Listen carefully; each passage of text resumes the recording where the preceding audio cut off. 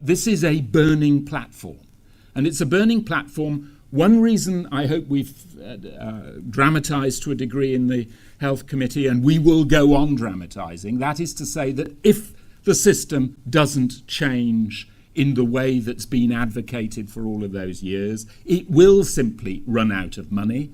And in the process of running out of money, vulnerable people will get hurt.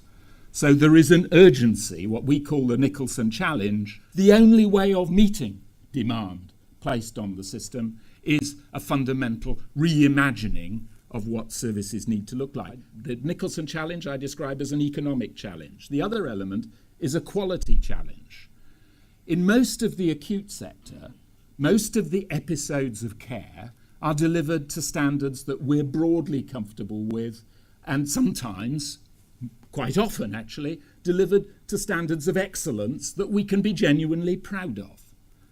But as we all know, this is a system designed to deliver episodes of care to healthy people, to normally healthy people. It isn't a system designed for its central purpose.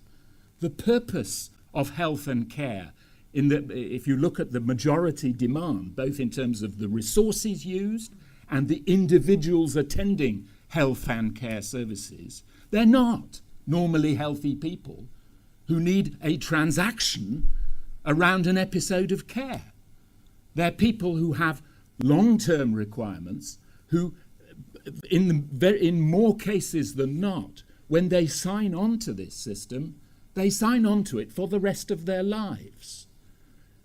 Mike Farrer, I think, puts it very well when he says, what we have these days, what we need to understand that we have to create is a care system supported by medicine, a care system with a medical adjunct, not a health system with care in support.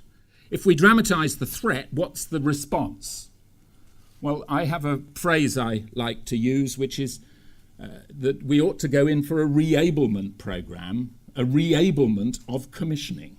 That the purpose of commissioning should be to make access to public funds conditional on the delivery of the services that as taxpayers and actual or potential service users we want to see. You can't, it seems to me, expect the commissioning system to reimagine services in a way that responds to those two elements of the burning platform unless you create, and quickly, a commissioning system that is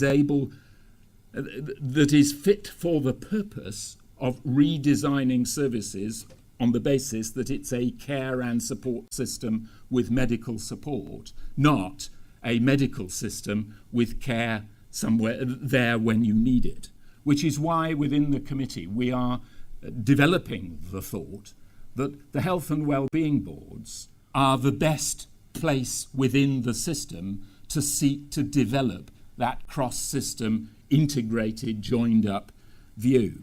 You will never do this if you believe that the people who are actually going to deliver the service, the clinical community in the health service, the professional community in social care, the housing managers in the social housing system, if you don't engage all of those people in the process, you will not deliver the result.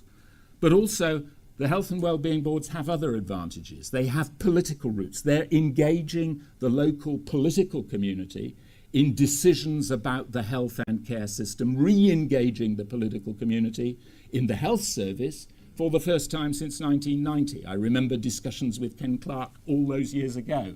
It was a mistake, in my view, to divorce the health service from the local political community.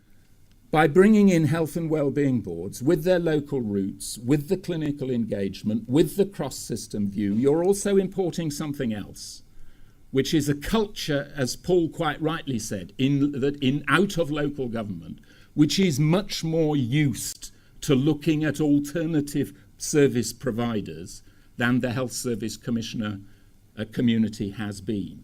So enabling and engaging and strengthening the Health and Wellbeing Board does seem to me to give us some major opportunities for the reimagination of change. Engaging the health community by providing political space to reimagine what these services need to look like, that's the challenge that the political class has to respond to.